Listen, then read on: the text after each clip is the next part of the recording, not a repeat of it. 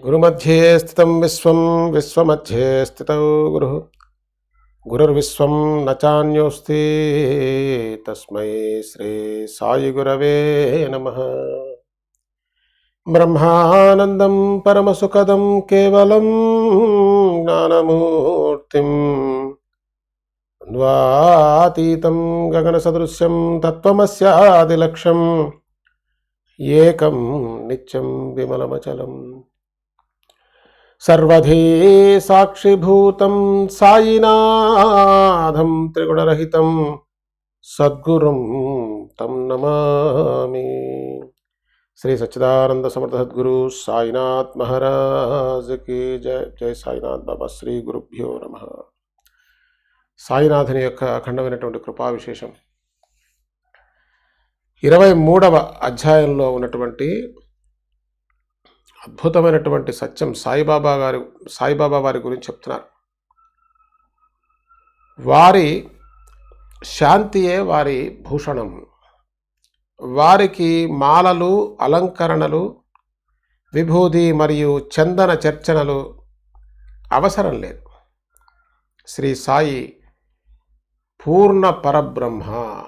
అది పూర్ణ పరబ్రహ్మ అనేది మనకి కేవల అద్వైత సిద్ధాంతంలో మనకు దర్శనం అవుతుంది. పరబ్రహ్మ స్వరూపం. ఆ పరబ్రహ్మ స్వరూపం పూర్ణము. పూర్ణం అంటే ఆల్ ఇన్క్లూజివ్. అన్నీ కలిసి ఉన్నాయి దాంట్లో. అన్నీ లేవు, అసలు ఉన్నది ఒకటే. ఇది విషయం. ఏకాత్మ భావన అని చెప్పినటువంటి విషయం. పూర్ణ పర బ్రహ్మ. అతి పావనము, బోధదాయకము, భక్తి ప్రధానము అయిన ఈ ఆఖ్యానాలను శ్రద్ధగా శ్రవణం చేసిన వారి మాయ భ్రమ తొలగిపోతుంది. అతి పావనమైనటువంటిది, బోధదాయకము అంటే మనకి బోధిస్తూ ఉన్నది కదా సత్యాన్ని. భక్తి ప్రధానము అయిన ఈ ఆఖ్యానం అంటే కథలు, ఈ కథలను శ్రద్ధగా శ్రవణం చేసిన వారి మాయా భ్రమ తొలగిపోతుంది. అది మాయ తొలగిపోవడానికి ఈ బోధదాయకమైనటువంటి పావనమైనటువంటి భక్తి ప్రధానము అయినటువంటి ఈ విషయాలు గనక మనం బాగా శ్రవణం చేసినట్లయితే మాయా భ్రమ అంటే, మాయ అంటేనే భ్రమ అండి. మాయ అంటే ఏమిటి? అది భ్రమింపజేస్తూ ఉంటుంది. అంటే ఒకటికి మరొక రకంగా కనిపిస్తూ ఉంటుంది. వీడు పెద్ద మాయగాడని అంటుంటాం. వీళ్ళ మాయ ఏం మాయ అసలు? ఏదో ఒక దీంట్లో కూడా ఒక చిన్న మాయను పెద్ద మాయ, పెద్ద మాయను పెను మాయ. ఇది మహాశక్తివంతమైనటువంటిది మాయ. అది ఏమి చేస్తుంది మాయ అంటే భ్రమింపజేస్తుంది. ఏమిటా భ్రమ అంటే ఏది లేదో అది ఉన్నట్టుగా కనిపిస్తూ ఉంటుంది. ఉన్నది మనకు కనిపించదండి. ఉన్నది ఇంద్రియ గోచరము కాదు. అంటే బాహ్యేంద్రియాలు. అటువంటి భ్రమని అంటే ఈ మాయాభ్రమ తొలగిపోతే అంటే ఇది తెరలా అడ్డున్నదండి. ఈ భ్రమ పోతే బ్రహ్మము దర్శనం అవుతుంది, అంతే సంగతి. భ్రమ వీడితే దర్శనమయ్యేది బ్రహ్మము. అలా మాయాభ్రమ తొలగిపోతుందని అంటే ఆత్మజ్ఞానం కలుగుతుంది. ఈ కథలు జాగ్రత్తగా మనం శ్రవణం అని చెప్తే శ్రవణ తాపేయటం కాదండి. ఊరికే శ్రవణం చేస్తే కాదు. శ్రవణం అంటే దాని అర్థం ఏంటంటే శ్రవణ మనన నిధిధ్యాసనములు. ఈ మూడిటి ద్వారా ఇప్పుడు చూడండి, శ్రవణం చేస్తున్నాం. శ్రవణం చేస్తూ మననం జరగాలి. మననం అంటే గట్టి చేసుకోవటం. చదివిన దాన్ని మరలా మననం చేసుకోవటం. తద్వారా ఏదైనా ప్రశ్నలు, ఏదైనా డౌట్స్ ఉంటే ఎక్కడ చచ్చు పుచ్చు లేకుండా గట్టిగా తయారవటం. ఎప్పుడైతే మననం జరిగిందో అప్పుడేమవుతుంది? శ్రవణం మనల్లో కలిసిపోతుంది. మననం అయిన తర్వాత అదే ధ్యాసలో ఉంటుంది. నిధిధ్యాసనం అప్పుడు జరుగుతుంది ధ్యానం. నిధిధ్యాసనం అంటే ధ్యానం అనే. శ్రవణం మననం లేకుండా మన ధ్యానానికి కూర్చుంటే ఏముంటుంది? ఏముండదు. ఆయన ఎవరో చెప్పినట్టు ఏం కనిపిస్తుందంటే చీకటి కనిపిస్తామని అట్లా కనిపించేది కాదు. అది ఈ శ్రవణము మననమైన తర్వాత నిధిధ్యాసనం మొదలుపెట్టినప్పుడు ఏమవుతుందంటే ఈ శ్రవణ మననాలు నిధిధ్యాసనంలో కలిసిపోతాయి. శ్రవణ మనన నిధిధ్యాసనములు 3 కూడా ఆత్మసాక్షాత్కారములు అంటే సిద్ధిలో జరిగిపోతుంది. అది మార్గం. అందుకని శ్రవణం చేసిన వారి మాయ తొలగిపోతుందంటే, శ్రవణం అంటే కేవలం శ్రవణం వేస్ట్. అదే సచ్చరిత్రలో కూడా మనం చూసాం. కేవలం శ్రవణం వల్ల ఏం జరుగుతుంది? ఏమి జరగదు. లేనిపోయిన ఇన్ఫర్మేషన్. ఎందుకంటే మన అనుభవంలోకి రాదు అది. ఒట్టి ఇన్ఫర్మేషన్ మనకేమిటి ఉపయోగం? అది మన సొంతం అవ్వాలంటే శ్రవణము, తర్వాత దానిని బాగా మననము చేయటం, బాగా మనస్సుకు పట్టించటం, తద్వారా సహజంగా మనసు ఎప్పుడు పట్టుకుందో ధ్యానం జరుగుతున్నాడు. అది మనం చెయ్యం. మనం చేసేదల్లా శ్రవణము మననమే. శ్రవణంలో విషయం తెలుసుకోవాలి, మననంలో గట్టి చేసుకుంటే ఆ గట్టి చేసుకుంటే మనసు ఆటోమేటిక్గా పట్టుకుంటుంది. ఎందుకని ఇప్పుడు ప్రపంచం గట్టిగా ఉంది, అది బాధ. ఈ ప్రపంచం చాలా రియలిస్టిక్గా ఇదే సత్యం అన్నట్టుగా భాషిస్తున్నది. మన ముందు కదిలిపోతున్నా కూడా మన మనసు మాత్రం ఇది సత్యమనే పట్టుకుంటున్నది. భార్య, బిడ్డలు, ఆస్తిపాస్తులు, పేరు ప్రఖ్యాతులు, ఇల్లు వాకిళ్ళు, ఇవన్నీ చాలా సత్యంగా కనిపిస్తున్నాయి. ఇదేనండి ఇక్కడే తెలిసిపో. అసలు ఈ ప్రపంచంలో ఉన్నదంతా కూడా ఎక్కడున్నది వేదాంతం, ఎక్కడున్నది అద్వైతం, ఎక్కడున్నది జ్ఞానబోధ అంటే అంతటా అదే ఉన్నదే అదే. అసలు ఎంత మార్పు తెలుస్తున్నా, ఎంత అసత్యము అంటే చూడండి, మనకి యాజ్ ఇట్ ఈజ్ అంటే ఉన్నది ఉన్నట్టుగా విచారణ లేకుండా ఊరికి కళ్ళప్పకి చూస్తే అంతా సత్యంలా ఉంటుంది. విచారణకి నిలబడలేదు ఇది. అందుకోసమే విచారణ అంటే ఏమిటండి? శ్రవణ మనన నిధిధ్యాసన, ఇది విచారణ. అది జరిగితే ఆత్మసాక్షాత్కారం ఫలం, ఆ ఫలం మనకు లభిస్తుంది. అది విచారణ అంటే ఏమిటి? ఏమి తెలియకుండా ఏం విచారణ చేస్తాం? కోర్టులో విచారణ జరుగుతుంటుంది, అది కూడా అంతే కదా. ఇన్ఫర్మేషన్ కావాలి, డేటా లేకుండా ఏం చేస్తాడు? కోర్టు వాడికి కావాల్సింది సాక్షి కావాలి. ఇక్కడ ఉన్నదే సాక్షి, సర్వది సాక్షిభూతం. అసలు మనం కొద్ది వివరంలోకి వెళ్తే చాలండి, ఉన్న పరమాత్మ, ఆ దాగి ఉన్న పరమాత్మ బయటకు వచ్చేస్తాడు. అంటే బయటికి రావడం అంటే నీకు దర్శనం అవుతుంది, అది విషయం. ఆయన లోపల ఏమిటి, బయట ఏమిటి. విచారణ చేయక పాడైపోతున్నాం, అంతకన్నా ఏం లేదండి. ఉన్నట్టుగా చూసి దాన్ని భ్రమపడిపోతున్నాం. ఇది యావజ్జీవం జరగవలసినటువంటి సాధన. అయితే అంత చేస్తేట అప్పుడు మరణ సమయంలో ఇది నిలబడుతుంది. అంతేగాని ఏదో బేహోదాగా బ్రతికేవాడికి అసలు ఇది కాదు. చాలా సీరియస్. అందుకోసమే వాడిని సాధకుడు అని పేరు పెట్టారు. వాడికి ఒక పేరుంది. వాడు ప్రాపంచికుడు కాదు, వాడు సాధకుడు. వాడు సాధించడానికి కూర్చున్నాడు. ఆ సాధన ద్వారా ఏం పొందుతాడు? సిద్ధిని పొందుతాడు. అది విషయం. సరే, భావార్థులైనటువంటి శ్రోతలు జతగూడినప్పుడు సాయి యొక్క నిధి తెరచుకుంటుంది. అరే అంటే ఆ భావార్థులు అంటే ఆ భావం, ఆ సమభావం, సత్యపరమైనటువంటి భావం. భావార్థులు అంటే అందరికీ భావాలు ఉంటాయి, ఎందుకు లేవు? మనకు బోల్డ్ భావాలు ఉన్నాయి, లేవు? ఆస్తిపాస్తుల మీద, షేర్ అకౌంట్ మీద, బ్యాంక్ బ్యాలెన్స్ మీద, బంగారం ఎదుగుదల తరుగుదల మీద, ఇళ్ల మీద, కార్ల మీద, సెల్ ఫోన్ల మీద, ఓహో బ్రహ్మాండమైనటువంటి భావాలు మనకున్న భావాలు భూమండలంలో ఎవడికి లేవు అసలు. ఆ భావాలు పనికిమాల భావాలు, ఆ భావాలంతా కూడా కొంపదీస్తాయి. ఇక్కడ భావార్థులంటే సత్యమునందు భావం కలిగినటువంటి వాళ్ళు, శ్రవణం చేసినటువంటి వాళ్ళు, మననం చేస్తున్నటువంటి వాళ్ళు. నిధిధ్యాసనకి వెళ్తే అసలు ఏమి రెండోది ఉండదండి. నిధిధ్యాసన నుంచి సాక్షాత్కారం అంతే. వాడికి ప్రపంచమే ఉండదు, ప్రపంచం తన స్వరూపంగా భాషిస్తూ ఉంటుంది. ఇది ఇక్కడ భావార్థులైనటువంటి శ్రోతలు జతగూడినప్పుడు అంటే వాళ్ళు కలిసినప్పుడు సాయి యొక్క నిధి తెరుచుకుంటుంది. అది సాయిబాబా వారి యొక్క నిజస్వరూపం బహిర్గతం అవుతుంది, తెలుస్తుంది. వ్యర్థంగా కుతర్కం చేసేవారికి ఇది అర్థం కాదు. అది ఊరికే పనికిమాల తర్కాలు చేసేవాడికి ఇది పనికిరాదు. వాడు తర్కంతో జీవితం వేస్ట్. తర్కం చెడ్డది కాదండి. తర్కాన్ని డబ్బు చెడ్డదా మంచిదా? డబ్బు చెడ్డదా మంచిదా అంటే ఏం చెప్తాను చెప్పండి. డబ్బు చాలా మంచిదండి, మంచిది ఎందుకు మనకు కావాలి కాబట్టి. మరి డబ్బు కోసం బోలెడు మందిని హత్య చేస్తున్నాడు. డబ్బుదా బాధ్యత చెప్పండి అది. అట్లా తర్కం మంచిదే, కుతర్కం అంటే నీ దృష్టిని బట్టేనండి సృష్టి అంతా కూడా. తర్కం లేకపోతే నీకెట తెలుస్తుంది? అసలు లాజిక్ లేకుండా ఏం మాట్లాడతావు? అంటే లాజిక్ మీన్స్ సెన్సిబుల్. ఆ సెన్సిబుల్గా ఉన్న డిస్కషన్ ఎవడైనా యాక్సెప్ట్ చేస్తాడు.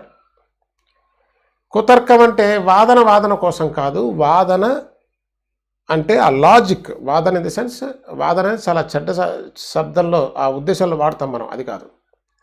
విషయాన్ని అర్థం చేసుకోవటానికి ఒక లాజిక్ లేకుండా అసలు అర్థం కాదు తర్కం అనేది సైన్స్, అది తర్కశాస్త్రం. సో వ్యర్థంగా కుతర్కం, వాడి వ్యర్థం అంటే ఏమిటి? అక్కడ ఏం పరమార్థమేం లేదు, అక్కడ ఊరికి మాట్లాడుతున్నాడు అంతే. వ్యర్థంగా కుతర్కం చేసేవారికి ఇది అర్థం కాదు, చస్తే అర్థం కాదు. ఎందుకంటే వాడి ఉద్దేశమే వేరు అసలు. అమాయక భక్తులు ఆ ప్రేమను అనుభవించగలరు. ఇది వండర్ఫుల్. అమాయక భక్తులు అంటే అతి తెలివితేటలు లేని వాళ్ళు. సామాన్య తెలివి చాలండి. బ్రహ్మజ్ఞానానికి అడ్డుపడేది అతి తెలివి. The most simplest, the finest reality. కొద్దిగా మనకున్న బుద్ధిని ఉపయోగిస్తే కళ్ళకి ప్రత్యక్షంగా మనకి దర్శనం అవుతుంది. అవునా అండి? ఏం సందేహం లేదు అందులో. మహాత్ములు అబద్ధాలు చెప్పరు, ఊరికే మాట్లాడరు వాళ్ళు. అసలు భగవాన్ రమణ మహర్షి గారు చెప్పింది ఆత్మజ్ఞానం అతి సులభం. మరి ఆ భూమి అంతా సాగు చేసి ఉందా చక్కగా? దుక్కు దిన్ను ఉందా? మంచి సారం ఉందా భూమిలో? లేదండి, చవుడు నేల, వేస్ట్ అవ్వదు. చవుడు ఏం వేసినా మాడిపోతుంది, అసలు ఏ బలం లేదు నేలలో. ఈ పోరంబోక ల్యాండ్స్ అంటారు చూడండి, వాటిలో ముళ్ళ చెట్లు తప్ప ఏం పనికొచ్చే చెట్టు దాంట్లో పడదు. బీడు భూమి, సాగుకి పనికిరాదు, అది లాభం లేదండి. దానికి ఆత్మజ్ఞానం అతి కష్టం. అసలు ఆత్మజ్ఞానం సెక్షన్ లేదు. ఆత్మజ్ఞానం అంటే ఏమిటంటాడు. అట్లా చక్కగా మనిషి బుద్ధిని కొద్దిగా వ్యవసాయ బుద్ధి అని చెప్తారు దాన్ని. అందుకోసమే వ్యవసాయానికి చాలా దగ్గరగా ఉంటుందంటే దానికి చక్కగా ఏ రకమైన నేల కావాలి, ఆ నేలలో ఏమేం రకాలు పండుతాయి, ఏ సీజన్లో వేయాలి, దానికి ఎట్లా నీరు పెట్టాలి, ఎప్పుడు పెట్టాలి, ఎంత పెట్టాలి, అది పర్ఫెక్ట్. దానికి ఆత్మజ్ఞానం అతి సులభం. అందుకోసం ఇక్కడ ఏం చెప్తానంటే అమాయకమైనటువంటి భక్తులు అంటే అతి తెలివితేటలు లేని వాళ్ళు. అతి తెలివితేటలు అంటే వీడి యొక్క శక్తి ప్రదర్శన అది పనికిరాదండి. ఉన్నది తెలుసుకోవడానికి వస్తుంటే లేనిపోయిన గోర ఇదంతా ఎందుకు? యాజ్ ఇట్ ఈజ్గా ఉన్నది ఉన్నట్టుగా దర్శనం చేసేటువంటి మార్గం మీద కనుక మనకు దృష్టి ఉన్నట్టయితే సద్గురువులు సూచన ప్రాయంగా చేస్తారు. ఆ బుద్ధి ఉన్నటువంటి వాడు చక్కగా, అందుకోసమే గాయత్రి మంత్రం చెప్తారు, ధియో యో నః ప్రచోదయాత్. ఆ బుద్ధిని చక్కగా సాగు చేసి ఆ సవ్యమైనటువంటి మార్గంలో నడిపిస్తే గమ్యాన్ని తేలికగా చేరుతావు. సరే, ఇక తర్వాతి కథానుసంధానం. శ్రోతలు ఏకాగ్ర మనసుతో వింటే ప్రేమ ఉప్పొంగి కళ్ళలో ఆనందాశ్రువులు నిండుతాయి. బాబా చాతుర్యం ఎంతటిది! వారి యుక్తి ప్రయుక్తులలోని మర్మాన్ని సద్భక్తితో తెలుసుకున్న వారు తరచూ అనుభవాలను పొందుతారు. అది వారి యొక్క యుక్తి ప్రయుక్తుల్లోని మర్మం పెట్టడం, ముసుకేయటం అంతే.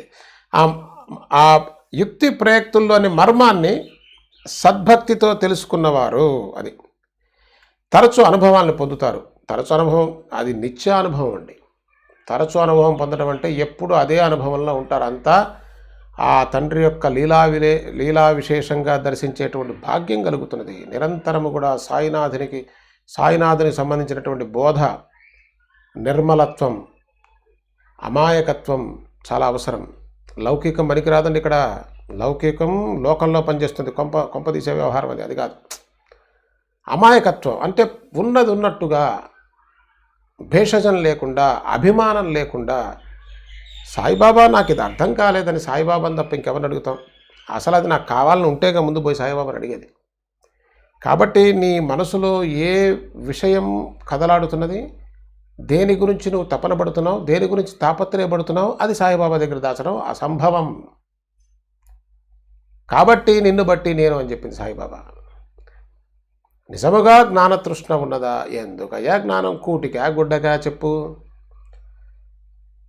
ధన సంపాదన ఉంటే చక్కగా అనుభవించవచ్చు, ఆనందించవచ్చు. భోగభాగ్యాలు ఎంత బాగుంటాయి, దెబ్బకు పడిపోతాం. యోగి వేమన చూడండి అసలు ఎంత అద్భుతంగా ఉంటుందో. అవి పరమ తుచ్చమైనవనేది మనసు చెప్పాలండి, మాట కాదు. మాటకే విలువ ఉంది. 36 మాటలు నాలుగు ఎన్ని నరం లేని నాలుగు ఎడేం తిరుగుతుంది, దానికి విలువ లేదు. ఈ నరం లేని నాలుక తిరగటం మనసుతో నీ కార్యాచరణతో అనుసంధానమై ఉంటే అది ఫలితాన్ని ఇస్తుంది, అందులో ఏం సందేహం లేదు.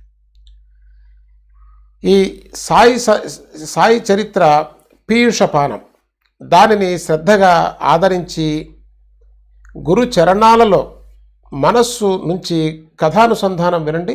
ఈ కథ అపూర్వమైనది, ఆనంద రస భోజనం. దీనిని సేవించేటప్పుడు శ్రోతలు త్వరపడకూడదు. అబ్బా బ్రహ్మాండంగా ఉందండి. మనం అమృతం, పీయూషపానం అంటే అమృతం. అమృతపానం చేసేటప్పుడు తొందరపడతా అంటే ఎప్పుడన్నా, ఉదాహరణకి మంచి ఎండాకాలం, బాగా ఎండలో మలమల మాడి లోపలికి వచ్చాం, బాగా దాహం వేస్తున్నది, మంచిగా ఒక పెద్ద గ్లాసు నిండా మంచి తీయటి మామిడికాయ రసం ఇచ్చారనుకోండి, ఆ ఫ్లేవర్ వస్తున్నది, అది ఎంత హాయిగా నిదానంగా సిప్ చేస్తూ ఆనందంగా తాగుతూ ఉంటాం. అందుకని దీన్ని తొందరపడకూడదు. ఇంకోటి చూడండి, మన ఆహారం కూడా టక తిన్నాం అనుకోండి, అసలు దాని రుచి తెలియదు. ఇది మన జీవితంలో ఉన్న అనుభవాలు ఇవన్నీ కూడా. మనం భోజనం చేస్తూ ఉంటాం, చాలా సందర్భాల్లో ఏదో ఫోన్ వస్తుంది, ఆ ఫోన్ మాట్లాడుతూ భోజనం చేస్తే ఏం తిన్నామో తెలియదు. తొందరపడకూడదు. అందుకోసమే ప్రశాంతంగా కూర్చొని, ఇది అమృతపానం కదా, సాయి సచ్చరిత్ర అది అమృతపానం. దానికి తొందర ఏమిటి, పనికి మళ్ళీ వాటికి తొందర కారిస్తే అయిపోతుంది. కానీ ఇది మన జీవితాన్ని ఆనందమయం చేసేటువంటిది, రసపూర్ణం చేసేటువంటిది, దివ్య లోకాలలో విహరింపజేసేటువంటిది, కేవల ఆనందమయం సచ్చరిత్ర. దానికి తొందర ఏమిటి, దాంట్లో తొందరపడకూడదు. దాన్ని సేవించేటప్పుడు శ్రోతలు త్వరపడకూడదు, తొందర చదువుకొని వెళ్ళిపోకూడదు. అది ఆగాలి. అక్కడ అది అమృతం. ఎక్కడికి పరిగెత్తున్నావు, దేనికి పరిగెడుతున్నావు? వచ్చేసావు, అమృత భాండాగారం దగ్గర నిలబడ్డావు. ఇంకా సమాధి మందిరంలో దర్శనానికి పోతే వాడు వెనకాల నుంచి చాలా అంటుంటాడు, కానీ ఇక్కడ చాలా లేదు. అది మనసులో బాగా పడిపోతుంది. అక్కడ ప్రశాంతంగా దండం పెట్టాలన్నా కూడా వాడు ఒక క్షణం పెట్టుకొని మనమే తెలుసుకొని మనం వెళ్ళిపోతుంటాం. ఇక్కడ ఎవరు తోసేవాళ్ళు లేరు, ఎవడు చలా అనేవాడు లేడు. నీ మనసే, నీ మనసు చలాయించకుండా ఉంటే చాలు. చక్కగా భాష పెట్టలేసుకొని నువ్వు ఆ జన్మాంతం అక్కడే కూర్చుండిపోతే నిజంగా ధన్యుడివి. ఎందుకంటే దానంత శ్రేయస్కరమైన ప్రదేశం మరొకట్లేదు ఈ జగాన.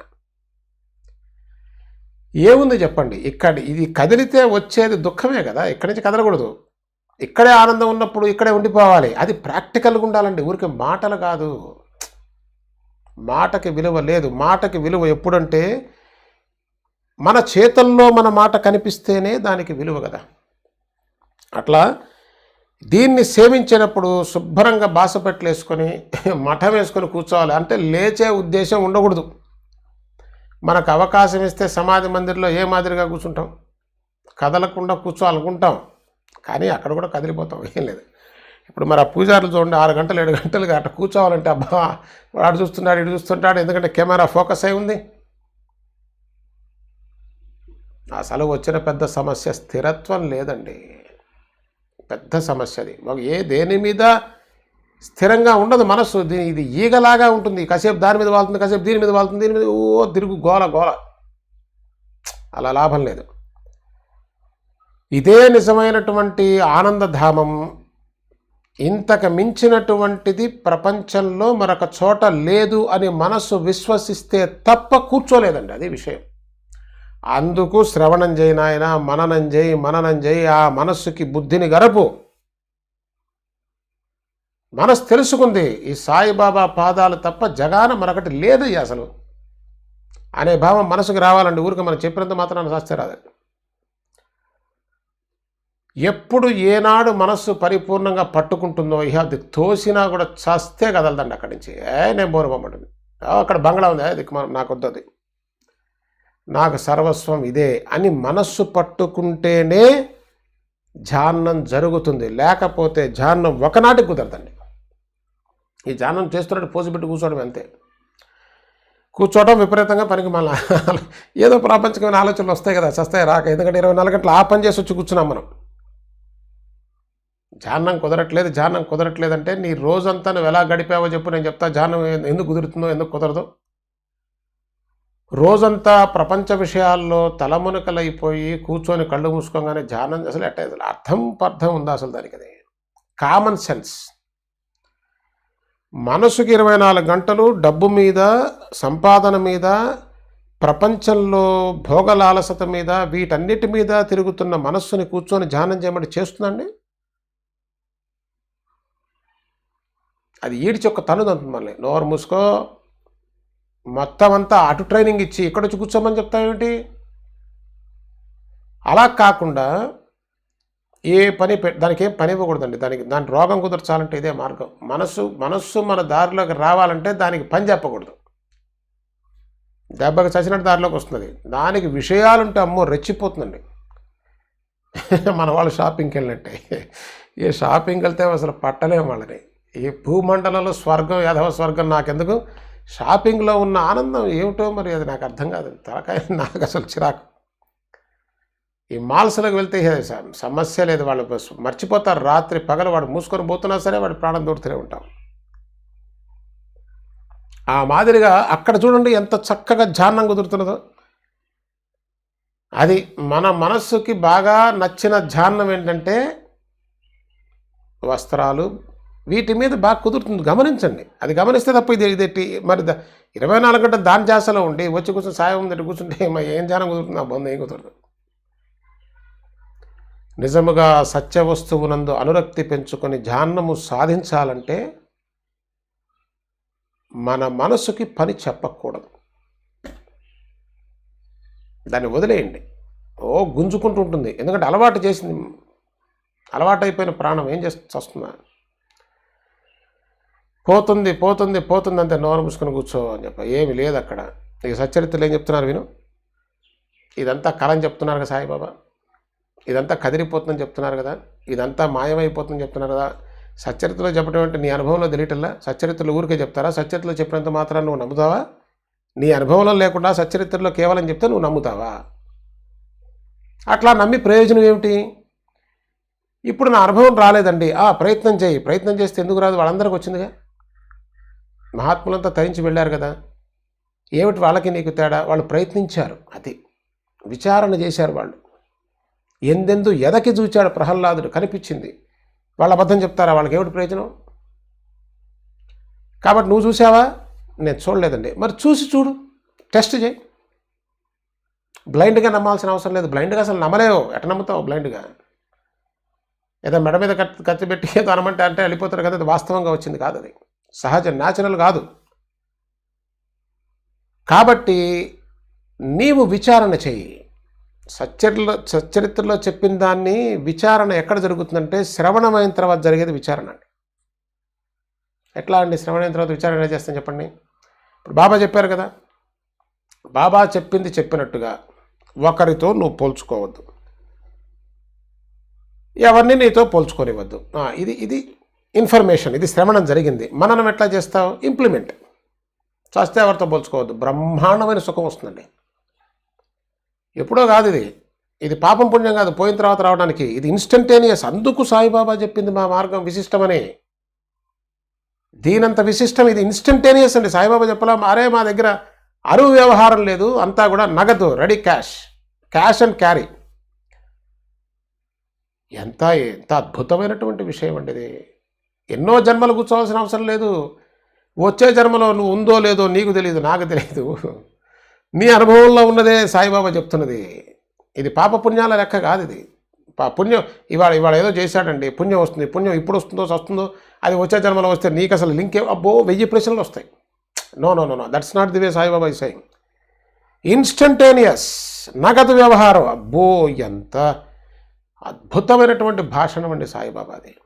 ఏమిటక్కడ అంతా నగదు వ్యవహారం అంటే ఎదవగల మళ్ళీ డబ్బుల మీదకి పోతున్నావు. దీని దుంప అదేగా. దీనికి వేరే నగదు అనగానే లేచిపోతుంది, ఆ డబ్బులు సాయిబాబా ఇస్తాడు. అది కాదు. నగదు వ్యవహారం అంటే the moment you start the విచారణ. ఏమిటా విచారణ? శ్రవణము, మననము, నిధిధ్యాసనము. ఇదే విచారణ అండి. శ్రవణం చేశావు, నువ్వు ఆరంభించటం తోటే లోపల నుంచి నీకు ఆనందం పెళ్ళుబుగుతూ ఉంటుంది. అది విశిష్టం. అంతేగాని ఏదో స్వర్గం నరకం ఉందో లేదో మనం చూసామా పెట్టామా చెప్పండి. కానీ మనకి వాటి మీద స్వర్గం వస్తుందండి. మంచి ఈ స్వర్గం మీద ఉన్న విశ్వాసం సాయిబాబా మాట మీద ఉంటే ఏనాడో మనం తరిచిపోతాం. నువ్వు చూసావా నేను చూసానని చెప్పండి స్వర్గాన్ని. మన స్వర్గము చూడలా, నరకము చూడలా. ఈ ఐడియా ఎట్లా వచ్చిందంటే మనకి పురాణాలు వినటం వల్ల పెద్ద ఈ భయంతో చచ్చిపోతున్నాం. వాడు వరే ఇది చేస్తే నరకానికి పోతావు, అది చేస్తే నరకానికి పోతావు. ఎస్ లేవని కాదండి, మళ్ళీ ఇట్లా చెప్పామని చెప్పి అది లేదా, ఉన్నదా లేదా అనే విషయం నీ అనుభవంలో ఉందా లేదా అది చెప్పాం. మరి సాయిబాబా చెప్తున్నది ఏమిటి? Instantaneous. You follow this, you will get the result, there is no question about it. ఇంతకన్నా ఇది బ్యూటిఫుల్ బేరం అండి. సాయిబాబా చెప్పినట్టుగా ఇదంతా నగదు బేరం రా నాయన, నువ్వు అరువు కోసం పోతావేమిరా. కాబట్టి మనం త్వరపడకూడదండి. అసలు దీని దగ్గర త్వరపడి ఏముంది సాధించేది? ఏం లేదు. ఇక్కడ నువ్వు సాధించాల్సింది కూడా ఏం లేదు మిత్రమా. ఆ ముక్క గుర్తుపెట్టుకో. ఫస్ట్ ఆఫ్ ఆల్ నువ్వు సాధించాల్సింది ఏదైనా ఉందంటే నీవెవరో తెలుసుకో చాలు.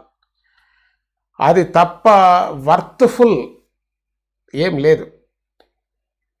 చాలామందికి డౌట్ వస్తుంది, ఏమిటండి ఇంత భూభాగము, ఇంత నీళ్లు, ఇంత ఆకాశము, పంచభూతాలు, ఇవన్నీ కూడా వీడి మీద వీడేమిటో వాడికి తెలుసు కదా, నా కోసమే ఉన్నాయా ఇవన్నీ. వాడికి డౌట్, పెద్ద డౌట్, నా కోసం ఇవన్నీ ఎందుకు ఉంటాయని. నా కోసం కట్టుకున్న పిల్లలు వీళ్ళు ఉంటమే కష్టంగా ఉంది. ఒక మనిషేనా మొహం చూడ్డు, ఇంత సెటప్ అంతా, ఈ సూర్యుడేమిటి, చంద్రుడేమిటి, ఈ మహాసముద్రం ఏమిటి, సమయానికి ఋతుపవనాలన్నీ రావడం ఏమిటి, ఇన్ని ఋతువులు రావటం ఏంటి, ఇదంతా నాకు నమ్మబుద్ధిగా నేనంతా వర్త్ఫుల్ అని వీడే డౌట్. ఇదంతా నిజంగా నా కోసమే ఉందంటారా అని వీడేం చేశాడు, నేను కాదు ఇంకెవరో గొప్ప వాళ్ళు ఉంటుంటారు అని చెప్పి ఏలియన్స్ వాళ్ళ కోసం ఏమన్నా ఉందేమో అంటే వీడి దృష్టిలో వీడు పరిమాణం అనమాట. మన వ్యవహారం తెలిసిందే కదా, మనకు అంత సీన్ ఎక్కడుంది చూడండి. ఎన్ని రకాల ఒక మెట్టు జారి పడ్డాడంటే వాడు ఎంత లోతుగానే పడిపోతాడండి. అది దౌర్భాగ్యం. ఇప్పుడు ఎంత లోతున పడున్నామో లేవలేక అల్లాడుతున్నాము. సద్గురువైన సాయిబాబా భుజం తట్టి ఎవరై పిచ్చివాడా, ఇది దీనికి ఉంది, ఇది దీనికి ఉంది, ఇది అసలు ఇంత వివరం మించినటువంటి విషయం జగత్తులో ఏముంది అసలు? కాబట్టి ఈ యావత్ విశ్వంలో ఏమిటి దీని యొక్క ఉద్దేశం, ఈ ప్రపంచం ఏమిటి, ఈ రకరకాల చెట్లు ఏమిటి, ఇన్ని రకాల ఔషధాలు ఏమిటి, ఇన్ని రకాల ఆహారాలు ఏమిటి, ఇదంతా దేనికోసం ఉంది, దేనికోసం ఉంది విచారణ చేయి. అసలు ఊరికే ప్రతిదానికి ఆన్సర్లు ఇవ్వటం కూడా కరెక్ట్ పద్ధతి కాదండి. ఎందుకంటే వాడికి ఆలోచన ఎందుకు కరెక్ట్ కాదంటే, ఆలోచించి తెలుసుకుంటే నువ్వు మర్చిపోవు, ఆలోచనే లేని వ్యక్తికి చెప్పి ప్రయోజనం లేదు. అందుకోసమే ప్రశ్నించేవాడికి సమాధానం చెప్పమన్నారు కానీ ఊళ్ళో పోయే వాళ్ళని పిలిచి చెప్పమని చెప్పలా. అసలు నువ్వు చెప్పినా వాడు వినడు, వాడికి అక్కర్లా, వాడి విషయం అంతా వేరే ఉంది. మహాత్ములు మౌనంగా ఉండడానికి కారణం అదండి. ఎవరికి చెప్పాలి? అడిగిన వాడికి చెప్పాలి. అదేం అంత చౌక సరుకు కాదది.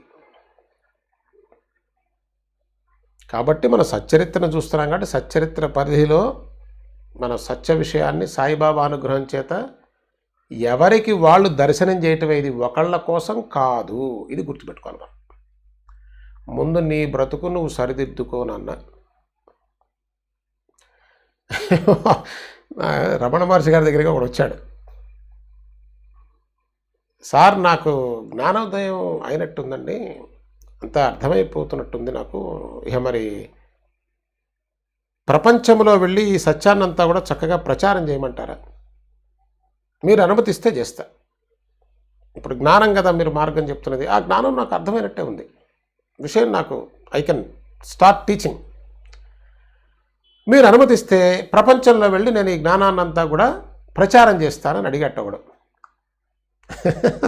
రమణ మహర్షి గారు అన్నారు, ఒరే నాయన అదేదో జ్ఞానం వచ్చిందట్టు నట్టు అన్నావు కదా, అదేదో పూర్తిగా రాని. చూడండి సత్యం ఎంత అద్భుతంగా ఉంటుందంటే, భగవాన్ రమణ మహర్షి గారు చెప్తున్నారు, అది వెలిగిపోయే జ్ఞాన జ్యోతి అండి. నువ్వు ప్రచారం చేస్తానంటున్నావు కదా, సరే మంచిదే, అదేదో జ్ఞానం వస్తుందంటున్నావు కదా, అదేదో పూర్తిగా రానివ్వు. వచ్చేదాన్ని మనం ఎందుకు కాపాలి, మధ్యలో డిస్టర్బెన్స్లు అడిపోయి. అది కనుక పరిపూర్ణంగా వచ్చేసిన తర్వాత ఇంకా ప్రపంచం మిగిలి ఉంటే, అరే ఇంకా ప్రపంచం మిగిలి ఉంటే అప్పుడు నువ్వు బోధన చేద్దుగానివి. ఏమిటి జ్ఞానికి ప్రపంచం ఎక్కడున్నది, ఎవడికి ఎవడు బోధ, ఏమి కదా. చూడండి సత్యం ఎంత క్రిస్టల్ క్లియర్గా భాషిస్తున్నది. భ్రమలో ఉన్నటువంటి సామాన్యమైనటువంటి వ్యక్తి యొక్క భావజాలం ఎంత జుగుప్సాకరంగా ఉందో ఆలోచన చేయండి. నువ్వు ఎవరెవరికి బోధించాలి? నీకు జ్ఞానోదయం అయితే అది బయట చెప్పడానికి బయట వేరేవాడు ఎవడున్నాడు అసలు? ఎవరికి చెప్పాలి? ఎందుకు చెప్పాలి? పోనీ వాట్ ఈస్ ద పర్పస్? నీ ఊళ్ళో ఇప్పుడు నీ దగ్గర ఇంత డబ్బు ఉందని ఊళ్ళో పోయి అందరికీ చెప్తాడు నాకు బాగా డబ్బు ఉందని, ఎందుకంటే వాడి దగ్గర డబ్బు కొట్టడానికి అబద్ధం చెప్తాడు. ఆ బాపత కాదు ఇది. ఆత్మజ్ఞానికి ప్రపంచం ఎక్కడుంది? ప్రపంచంలో వాడు ఆత్మజ్ఞానం ఎట్ట అయ్యాడు అసలు? ప్రపంచం ఉన్నవాడు ప్రాపంచికుడు అవుతాడు, కానీ వాడు ఆత్మజ్ఞాని కాలేడు. వాడు బ్రహ్మజ్ఞానం ఎట్లా అవుతాడు? నిష్ప్రపంచాయ అని చెప్తుంటే ప్రపంచం ఉండదు. ప్రపంచం ఉందంటే వాడు ప్రాపంచికుడు అని అర్థం, వాడికి జ్ఞానం లేదని అర్థం. సరే, అయితే ఇంతకీ విషయం ఏంటంటే, మనం తొందరపడకూడదు. అక్కడే కూర్చొని దాన్ని ఆనందంగా పానం చేస్తూ అదిగా మారిపోవటమే. రకరకాల పదార్థాల్లోని విశిష్టతను యథేచ్ఛగా చవి చూడాలి. అది రకరకాల పదార్థాల్లోని ఇదంతా కూడా రకరకాల ఆనందకరమైన, ఇంతకన్నా ఇది ఎంత తిన్నా కూడా మనకి ఇబ్బంది లేదండి, అంత ఆరోగ్యమే ఇది. ఈ రకరకాల పదార్థాలను విశిష్టతను యథేచ్ఛగా చవి చూడాలి. బాగుంది పదజాలం. యథేచ్ఛగా వెచ్చాలి అంటే అసలు ఆ శుభ్రం యథేచ్ఛగా అంటే దానికి ఏం అద్దు ఆపు లేకుండా హాయిగా తీసుకుంటూనే ఉండాలి. ఎందుకంటే ఇది కడుపు నిండేది కాదు. ఇది ఇప్పుడు అన్నం ఉందనుకుంటే కొంత తినగా అబ్బో చాలండి అంటాం. ఈ అమృతం అట్లా కాదు, నువ్వు అంత దాగుతుంటే పోతూనే ఉంటుంది ఆనంద జరి, అది అప్రతిహతంగా అజరామరంగా ప్రవహిస్తూనే ఉంటుంది. సరే, కట్టెల బండి కథ చాలు. నిజానికి ఏమర్థమైందండి కట్టెల బండి కథలో? బాబా తెచ్చారంటే అక్కడ మనం బాబా గొప్పవారు, ఆయన నిలబడ్డారు, ఇది ఇట్లా అది బాహ్యంగా మనకు అర్థమయ్యే అర్థం. సాయిబాబా చెప్తున్నది, పరమేశ్వరుడు యజమాని, ఏది ఎట్లా వెళ్ళాలో అట్లా వెళ్తుంది. నీవు వహించవలసిన కొంత పర్వాలేదు, కానీ అతి మూర్ఖత్వానికి పోయి ఆ విధంగా చేయవలసిన అవసరం లేదనేటువంటి సూచన మనకి ఇక్కడ సచ్చరిత్రలో చాలా చోట్ల వస్తుంది ఆ విషయం. భగవంతుడు యజమాని అయినప్పుడు నీవు ఒకరికి భయపడవలసిన అవసరం ఏమున్నది చెప్పు? నీ యజమాని గొప్పవాడు కదూ. మన యజమాని సాయినాథుడు. సాయినాథుని యొక్క శక్తి అపారము, అసామాన్యము. మరి సాయిబాబా అండ ఉండంగా భయపడవలసిన అవసరం లేదు అసలు. అట్లా అని చెప్పి విచ్చలవిడిగా తిరగమని కాదు. Just take what ever that you can really do it. Don't go crazy, that's what it is. Crazy అవ్వాల్సిన అవసరం లేదు. ఇది మనం బాగా మనసులో పెట్టుకోవాల్సినటువంటి విషయం అండి. కాబట్టి అందుకోసమే బాబా మాట్లాడితే భగవంతుడు యజమాని అంటే చాలా అర్థం ఉంది దాంట్లో. భగవంతుడే యజమాని అన్నప్పుడు నువ్వు హాయిగా, నువ్వు కాదు డ్రైవర్, రైల్లో నువ్వు తెల్లవాళ్ళు మేలుకొని కూర్చుంటే నువ్వు నడిపేది రైలు. ఫ్లైట్లో కూర్చున్నావు, గజగజ వణికితే ఏం నరక యాతన కదా, నీకేం వాడు ఫ్లైట్, అట్లా ఫ్లైట్ ఎక్కబాకు. కాబట్టి ఆ పైలట్ మీద ఏ విధంగా అయితే మనం భరోసా వేసి ఎక్కుతుంటాం, కానీ చూడండి ఇక్కడ కూడా మనకి చాలా సందర్భాల్లో అటు ఇటు అవుతూ ఉంటుంది భావం. దాన్ని జాగ్రత్తగా సాధ్యమైనంత వరకు సరి చేసుకుంటూ వెళ్ళాలి.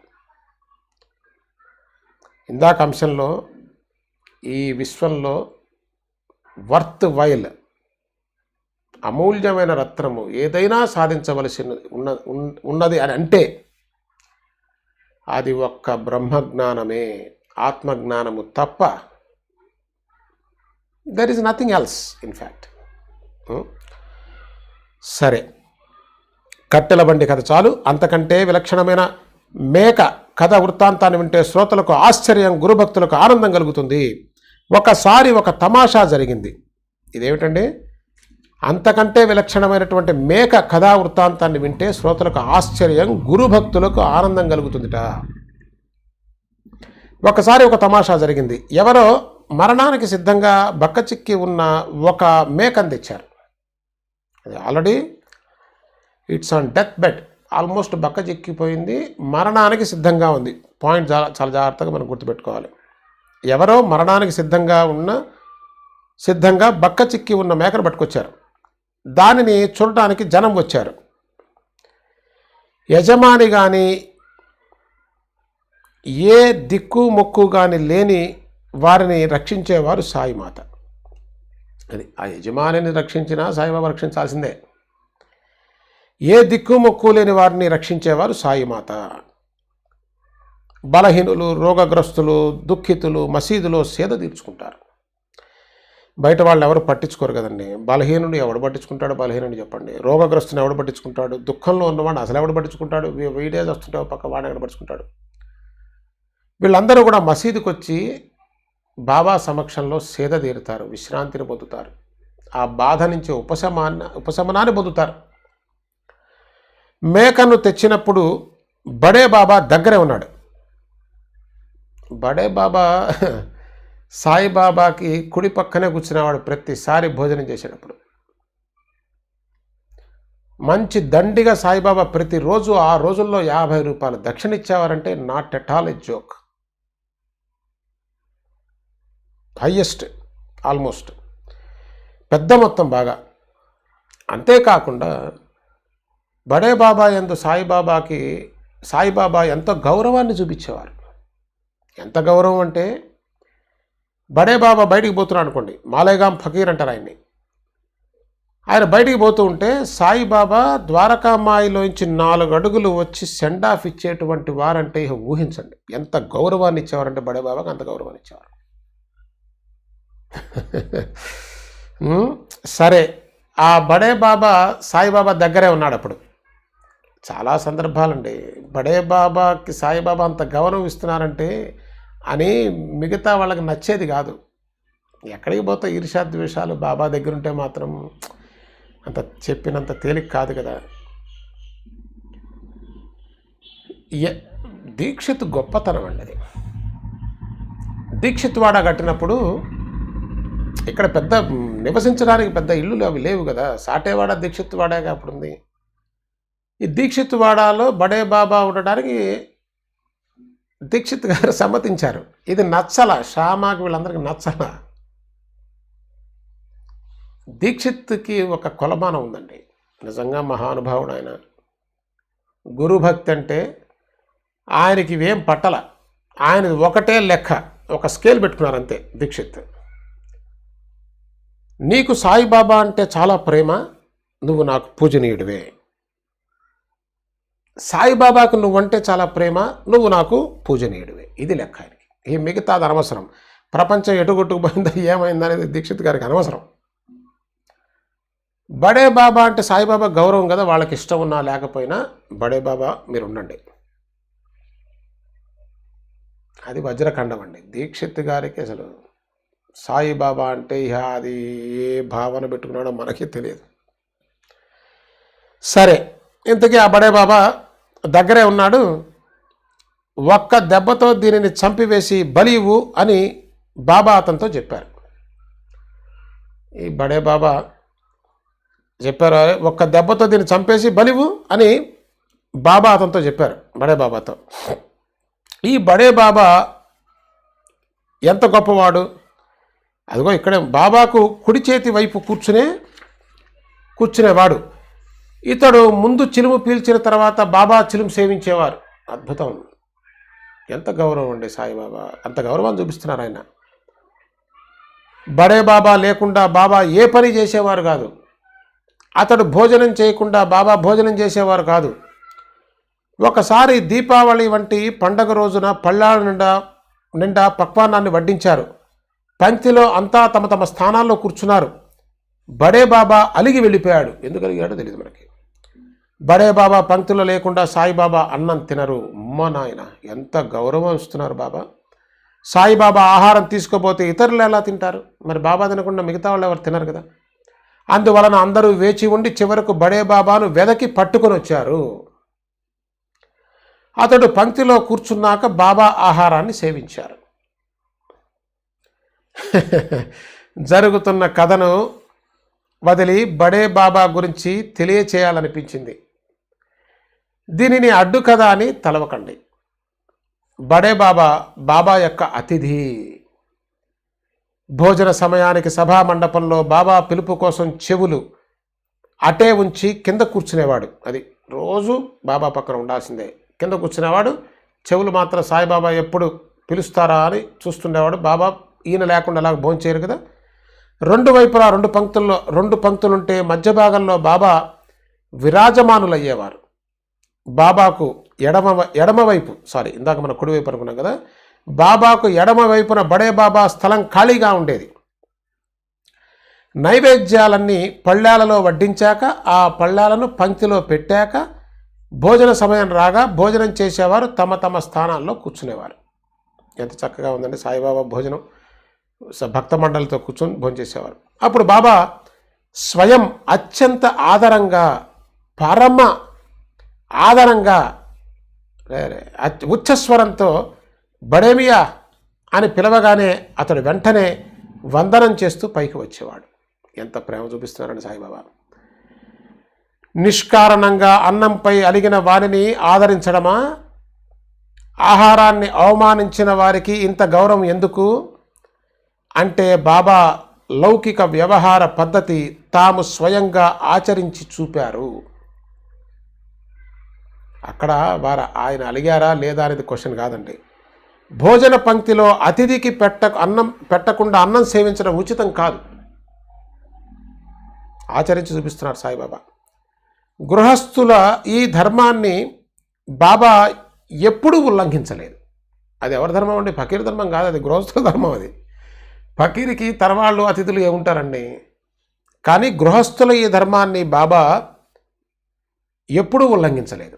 మన కోసం భక్తుల ఆపదలను తొలగించే పనులను వారు స్వయంగా ఆచరించేవారు. అంటే భక్తుల యొక్క ఆపదలను మనం బాబా ఏం చేస్తే అది చేయాలని కదా మనం అనుకుంటున్నాం. చెయ్యాలి, అదే కన్ఫర్మ్ చేస్తున్నారు ఇక్కడ. భక్తుల ఆపదలను తొలగించే పనులను వారు స్వయంగా ఆచరించేవారు. అంటే వారు ఏది ఆచరించారో మనం అది ఆచరిస్తే మనకి శ్రేయస్సు. అతిథి పూజతో ఇష్టాప్రాప్తి. అది అతిథిని కనుక ఎవరన్నా మన ఇంటికి వచ్చినట్లయితే అతిథిని చాలా గౌరవంగా, ప్రేమగా, మర్యాదగా మరింత కొసరి వారికి వడ్డించినట్లయితే ఇష్టాప్రాప్తి కలుగుతుందట. దానివలన అరిష్టాలు తొలగిపోతాయి. అతిథి ఎందుకు వస్తారండి మన ఇంటికి? భోజనం కోసం రారు కదా. లేకపోతే విఘ్నాలు నిశ్చయం. అది అతిథిని అవమానం చేయకూడదట. అందువలన శిష్టులు అతిథుల పూజ చేస్తారు. అతిథి భోజనం చేయకుండా ఉంటే పశుపుత్ర ధనధాన్య వినాశనం.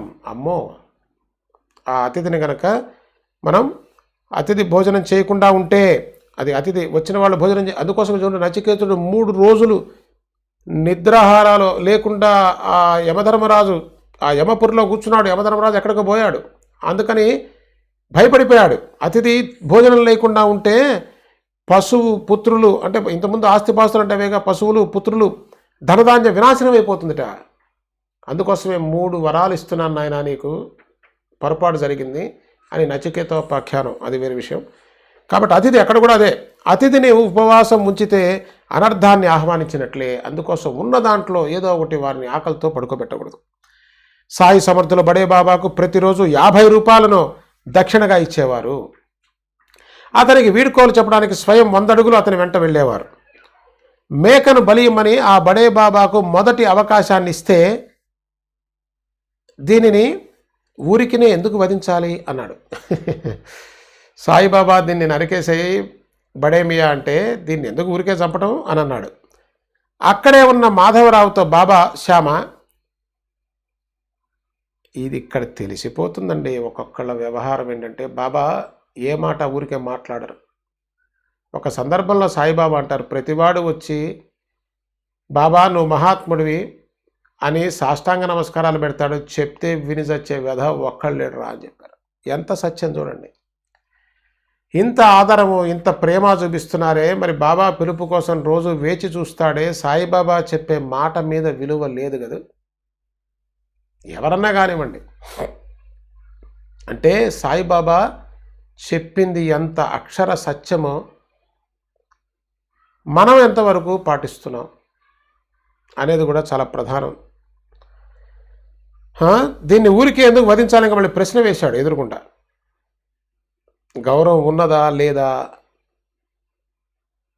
అనేది తెలిపోతుంది. సరే, బాబా ఏం మాట్లాడలేదు, ఆయన పని ఆయన చేసుకుంటూ చెప్పారుగా. ఇదంతా కూడా బాబా బాహ్య వ్యవహారం అంతా కూడా లోకుల కోసమే, ప్రపంచానికి బోధించడం కోసం అంతే. ఆయనకి ఆచారమే ఉంటుందండి. బ్రహ్మనిష్ఠుడికి విధి నిషేధాలు లేవు అసలు. ఆయన ఇది చెయ్యాలని కానీ ఇది చేయకూడదనేది ఏ రెండూ లేవు. అక్కడే ఉన్న మాధవరావుతో బాబా, శ్యామ, నీవైనా అంటే ఆయన మాట వినలేదు, నువ్వైనా సరే కత్తి పట్టుకొనిరా, ఈ మేకను కోద్దాం వెళ్ళు అని ఆజ్ఞాపించారు. అది సరే, నువ్వైనా పోయిరా, మన మాట వెళ్ళలేదుగా బడేమియా, నువ్వైనా సరే కత్తి పట్టుకురా, దీన్ని కోద్దాం వెళ్ళు అని ఆజ్ఞాపించారు. మాధవరావు గొప్ప భక్తుడు. రాధాకృష్ణమాయ వద్దకు వెళ్ళి కత్తిని పట్టుకుని వచ్చి బాబా ముందు ఉంచాడు. ఇక్కడ చూడండి, అసలు ఒక్కొక్కళ్ళు తేలిపోతుంది. మాధవరావు కత్తిని పట్టుకొని రావడానికి శ్రమ పడినా అతడు కత్తి లేకుండా వచ్చి ఉంటే అది బాబాకు నచ్చేది కాదు. జాగ్రత్తగా చూద్దాం. మాధవరావు గొప్ప భక్తుడు. ఈయన ఎక్కడికి పోయాడు? ఈ మసీదు ఎదుర్కొంటానేగా, అబ్దుల్ బాబా కాటేజ్ వెనకాలే కదా. రాధాకృష్ణమయ్య వద్దకు పరిగెత్తుకెళ్ళి కత్తిని పట్టుకుని వచ్చి బాబా ముందు ఉంచాడు. ఇక్కడ చూడండి, బాబా ఏం చెప్పారు, శ్యామ, నీవైనా కత్తి పట్టుకురా, కత్తి నువ్వు పట్టురా, ఈ మేకను కోద్దాం వెళ్ళు అని ఆజ్ఞాపించారు. అంతేగాని నువ్వు నరుకని అక్కడ ఏం చెప్పలేదండి. నువ్వు కత్తి పట్టురా, మేకను కోద్దాం అన్నారు, అంతే. ఎవరు కోయాలో చెప్పరా. సరే, ఈయన గొప్ప భక్తులు అవడం వల్ల రాధాకృష్ణమయ్య దగ్గర వెళ్ళాడు, కత్తి పట్టుకొని వచ్చి బాబా ముందు ఉంచాడు. కత్తి తెమ్మన్నారు కదా, కోద్దాం అన్నారు కదా, ఇదిగోండి కత్తి. సరే, మాధవరావు కత్తిని పట్టుకు రావడానికి శ్రమ పడినా అతడు కత్తి లేకుండా వచ్చి ఉంటే అది బాబాకు నచ్చేది కాదు. ఎందుకంటే బాబా మాటను ఉల్లంఘించినట్టేగా. బాబా కత్తి పట్టరమ్మన్నారు, కత్తి కష్టపడినా సరే తీసుకొచ్చాడు. కత్తి లేకుండా వస్తే బాబాకు నచ్చేది కాదు. ఇంతలో ఈ విషయం రాధాకృష్ణమాయ చెవిలో పడింది. అతనంటే రీజన్ చెప్పలేదు అనమాట. మేకను కొద్దామని చెప్పారు, సాయిబాబా కత్తి తెమ్మన్నారని చెప్పలేదు. సాయిబాబా కత్తి తెమ్మన్నారని కత్తి ఇచ్చింది. ఇంతలో ఈ విషయం రాధాకృష్ణమాయ చెవిలో పడి ఆమెకు దయ కలిగి కత్తిని వెనకకు తెప్పించేసుకుంది. ఆశ్చర్యంగా ఉందండి. రాధాకృష్ణమాయ నిజంగా సాయిబాబా మాట అంటే వేద వాక్కు ఆమెకి. కానీ మనం అనుకుంటున్నాం కదా వేదవాక్కని. మనకి రాధాకృష్ణమాయ చేసినటువంటి అద్భుతమైనటువంటి సేవ, ఆమెకి ఇష్టమైనటువంటి అలంకరణ సాయిబాబాకి సేవగా చేయాలనేటువంటి భావ పరంపర ఎక్కువ కనిపిస్తుంది రాధాకృష్ణమాయ దగ్గర. మనకి సచ్చరిత్రలో అసలు పెద్దగా రాయలేదనుకోండి, మామూలుగా మనకు అందుతున్నటువంటి విషయాన్ని బట్టి, బివి నరసింహస్వామి గారు సేకరించిన దాన్ని బట్టి కానివ్వండి, మరి హారతులు కానీ అలంకారాలు ఇవన్నీ తల్లి చేసేటువంటిది. అది సాయిబాబాకి ఇష్టమా నిజంగా? తెలుసు మనందరికీ. ఇంతకుముందేగా మనం ఈ క్రితం సత్సంగంలోనూ మనం చూసాం. సాయిబాబాకి మాలలు కానీ అలంకరణలు కానీ ఏమీ అక్కరలేదు. సాయిబాబాకి ఇష్టమే కాదండి, రాధాకృష్ణమాయకి ఇష్టమై ఆమె చేసింది. ఇది విషయం. మరి ఎప్పుడైతే ఈ విషయం తెలిసిందో మేకను కోస్తాను ఆమెకి దయ కలిగింది, కత్తిని వెనక్కి తెప్పించేసుకుంది. అర్థమైపోతుంది కదా మనకి. అంటే మనం ఎక్కడున్నామో అసలు అడ్రస్ లేదు. అది వాళ్ళని చూస్తేనే మనకి ఇట్లా వణుకు పుడుతూ ఉంటాయి. అసలు మన జీవితాన్ని ఒకసారి చూస్తే గోవింద. కాబట్టి అక్కడేదో మనం ఏదో పెద్ద ఇదని కాదు. అక్కడ సత్యాన్ని చూడటానికే మనం ధైర్యం సరిపోవటంలా. అంత గొప్ప రాధాకృష్ణమాయి, అంత గౌరవించినటువంటి బడే బాబా అసలు ఆయన అవుట్రేట్గా దాని చంపడం సాయిబాబా అని. సరే సాయిబాబా ఏం మాట్లాడలేదు, చెప్పాం, వెళ్ళలేదు, అయిపోయింది. నెక్స్ట్ శ్యామ తీసుకొచ్చాడు. రాధాకృష్ణమాయికి తెలిసింది, వెంటనే ఆ కత్తి పట్టమని చెప్పింది. మాధవరావు మరో కత్తిని పట్టుకురావడానికి వెళ్ళి తన చేతులతో ఆ హత్య జరగకూడదని వాడాలోనే కూర్చుండిపోయాడు. ఈ అందరూ బయటపడిపోతున్నామండి. మనం నిజంగా వాళ్ళ కాలి గోటికి సరిపోవు వాళ్ళ భక్తి ముందు. మన బతుకులు ఎట్లా ఉన్నాయో ఎక్కడున్నాయో మనం ఊహించుకుంటేనే వణుకు పుడుతుంది. మాధవరావు దేశపాండే కాలేదా, బడే బాబా కాలేదా, రాధాకృష్ణమాయి కాలేదా? సాయిబాబా చెప్పింది ఎంత సత్యం అండి అసలు. అరే సరే, మొదటిసారి అయితే పట్టుకొచ్చాడు, కానీ రెండోసారి తాను కూడా ఇంతమంది కాదంటున్నారు కదా, మళ్ళీ ఇదొకటి మెజారిటీ కాదంటే మనం మాత్రం ఎందుకు ఈ హత్యలో మన చేతులతో ఈ హత్య జరగకూడదు, మనం తీసుకెళ్ళి కత్తి చంపుతున్నా లేనిపోయింది. ఈ పాప పుణ్యాలండి. వాడాలని కూర్చుండిపోయాడు, మనకెందుకు. తర్వాత హీరో ఇస్ కమింగ్ నౌ. వజ్రఖండం అండి సాయిబాబా. ఊరికే చెప్తారా కాకా, తులా కాజ్లీ మాల, నీ సర్వబాధ్యతలు సారా కాజ్లీ ఆహి, నీ సర్వబాధ్యతలు నావే, నీ కష్టమంతా నాది. ఎందుకు చెప్పారండి సాయిబాబా. తర్వాత కాకా దీక్షిత్ మనసును పరీక్షించాలని బాబా. చూసారా, ఇదంతా పరీక్షే, తేలిపోతున్నాయి ఒక్కొక్కటి. ఇక్కడ ఉన్నది దీక్షిత్.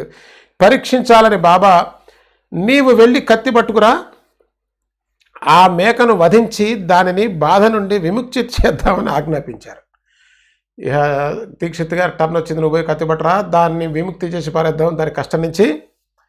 కాక అపరంజి, అది మేలిమి, అపరంజి బంగారం అండి, మామూలు బంగారం కాదు అది.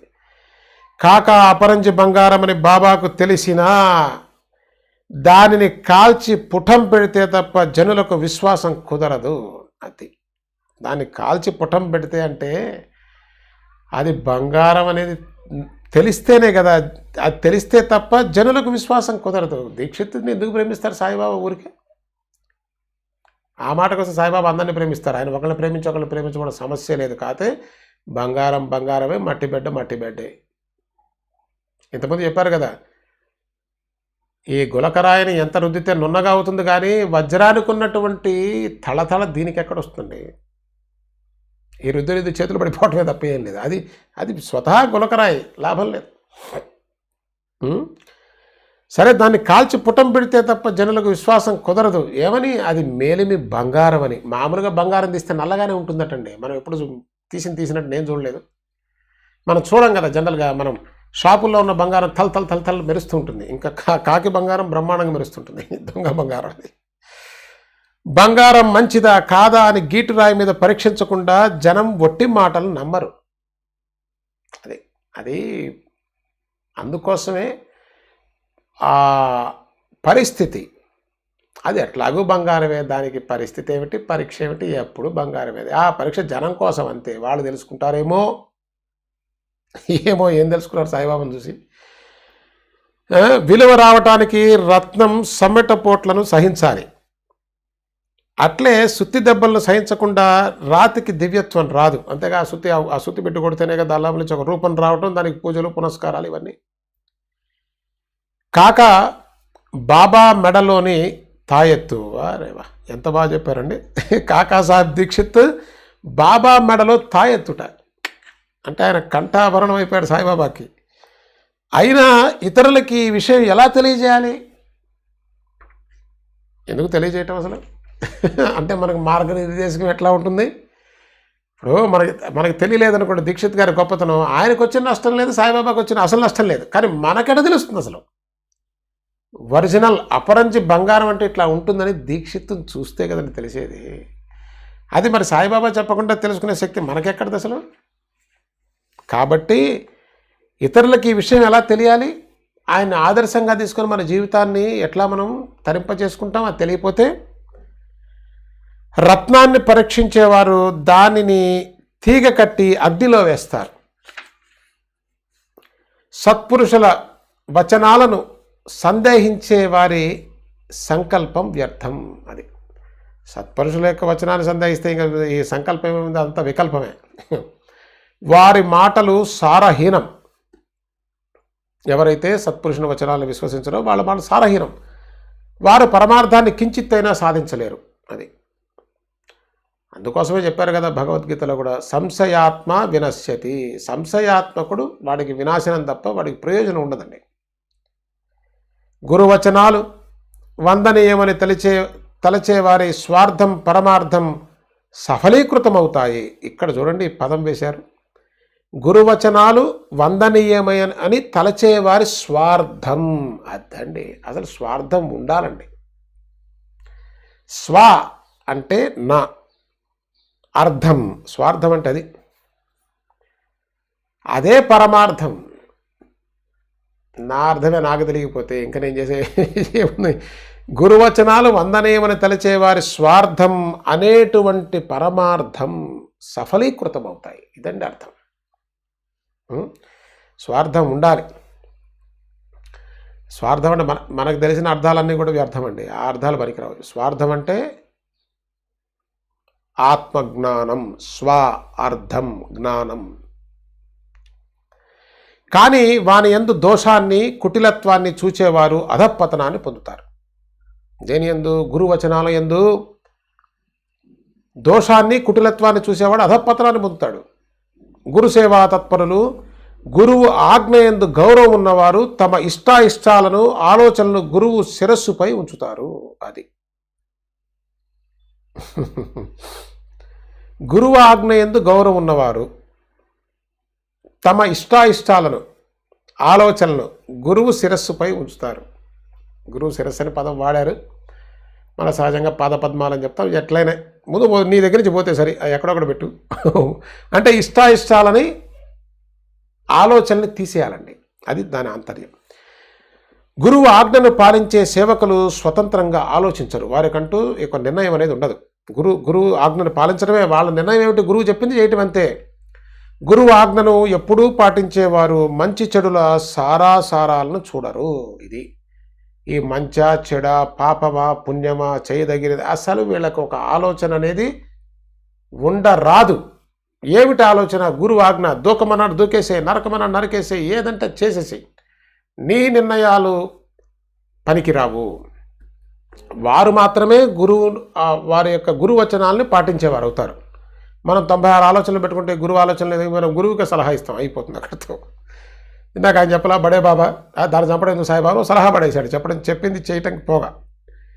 వారి చిత్తం సాయి నామస్మరణలో, దృష్టి సాయి సమర్థుని చరణాలలో. అది గురువు యొక్క వచనాలను పాటించే వారి యొక్క చిత్తం సాయి నామస్మరణలో ఉంటుంది. దృష్టి సాయి సమర్థుని చరణాలలో ఉంటాయి. మనవృత్తి సాయి ధ్యాన ధారణల యందు ఉంటుంది. ధ్యాన ధారణ సమాధి కాదు, ధ్యాన ధారణల యందు ఉంటుంది. వారి శరీరం సాయి కొరకే. అమ్మో చూడండి ఎంత గొప్పగా. గురువు ఆజ్ఞ పాలనలు రెండింటిలో ఒక్క క్షణమైన ఆలస్యం సహింపరానిది. గురువు గారు ఆజ్ఞ ఇస్తే ఆజ్ఞను పాలించటంలో ఈ రెండింటిలో ఒక్క క్షణమైన ఆలస్యం మనకి రాదు. ఇది విలక్షణమైన విధానం. అది అందరూ చేయగలిగినది కాదు. దీక్షిత్తు శుద్ధ సత్వం కల ధీరుడు. ధీ అంటే బుద్ధిశాలి. ఏమిటి ఆ బుద్ధి? శుద్ధ సత్వగుణం అండి. మనం అనుకున్నాం కదా క్రిత సత్సంగంలో. శుద్ధ సత్వం ఆ గుణాతీతం జీవుడు వాస్తవంగా గుణాతీతుడై అన్నప్పుడు ఆ త్రిగుణాతీతుడైనప్పుడు ఆ త్రిగుణాల్లో వచ్చింది మనకిది సత్వ రజ తమో గుణం. ఇది సత్వగుణం కూడా కాదండి, శుద్ధ సత్వం, ప్యూర్. అదండి దీక్షిత్ బంగారం. దీక్షిత్ శుద్ధ సత్వగుణం గల ధీరుడు, మంచి బుద్ధి కలిగినటువంటి వాడు. మేరు పర్వతం వల్లే దృఢ నిశ్చయం గలవాడు. అది ఒక్కసారి గురువు యందు నిశ్చయం చేసుకుంటే దృఢ నిశ్చయం ఉన్నటువంటి మహానుభావుడు. మేక ప్రాణాలను ఎలా తీయాలా అన్న ఆలోచన అతనికి శోకనే లేదు. మేకేమిటి, నేను చంపడం ఏమిటి, దీనివల్ల పుణ్యమా పాపమా, నాకెందుకు పాపంలో వాటా, దీన్ని చంపకుండా ఉంటే మంచిది కదా, ఈ గోల లేదు. ఎలా తీయాలన్న ఆలోచన అసలు ఆలోచన లేదండి. ఆలోచన ఉంటే ప్రమాదం. గురువు దగ్గర ఆలోచన పనికిరాదు. ఆచరణే దూకమని దూకటమే. అమాయకమైన మేక చస్తుంది, దాని ఆత్మ తల్లడిల్లుతుంది, స్వచ్ఛమైన తన చరిత్రకు అప్రదిష్ట, పైగా మహాపాపం పైన పడుతుంది అన్న ఆలోచనలే అతనికి లేవు. అసలు దాని ప్రాణం ఎట్టా తీయాలి, అమాయకమైనటువంటి మేక చచ్చిపోతుంది, దాని ఆత్మ తల్లడిల్లుతుంది, స్వచ్ఛమైన తన చరిత్రకు అప్రతిష్ట, ఈ మేకను చంపాడు దీక్షిత్ పోయి అనేటువంటి చూసారా, మానాలు లేవు, అభిమానం లేదు, ఒకడేమనుకుంటాడనేటువంటి సమస్య లేదు. మనకున్న ఈ లక్షణాలు ప్రపంచంలో చేసేటువంటి పనులప్పుడు మనకి ఇది ఉండదు.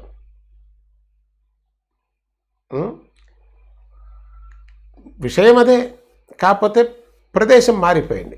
అసత్యంలో మనకున్నది, సత్యంలో దీక్షిత్ గారు అనుకున్నది, ఇంతే లెక్క. ఇట్లా అయితే తేలిక అర్థమవుతుంది.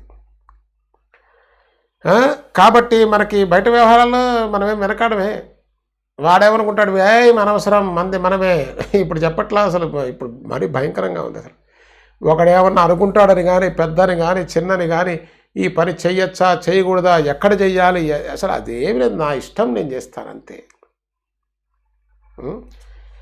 ఇక్కడ చూడండి, గురువచనాల యందు ఉండవలసినటువంటి భావం అది.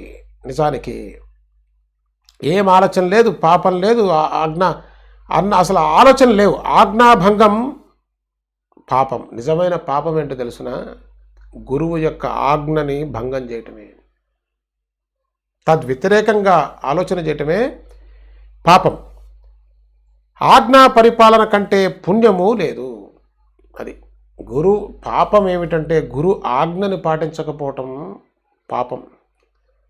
గురు ఆజ్ఞ పరిపాలన కంటే అంతకుమించినటువంటి పుణ్యం కూడా అసలు ఈ భూ ప్రపంచంలో లేదండి. గురు ఆజ్ఞ శిరోధార్యం, గురువు గారు చెప్పింది చేయటమే, మన ఆలోచన లేదు అనేటువంటి అద్భుతమైనటువంటి భావం సాగుతున్నది. అమృతపానం నిదానంగా చేయమన్నారు కాబట్టి నిదానంగానే చేస్తూ ఉన్నాం. సాధ్యమైనంత వరకు సమర్థ సద్గురు సాయినాథ్ మహారాజ్కి జై. జై సాయినాథ్ బాబా. శ్రీ గురుభ్యో నమః.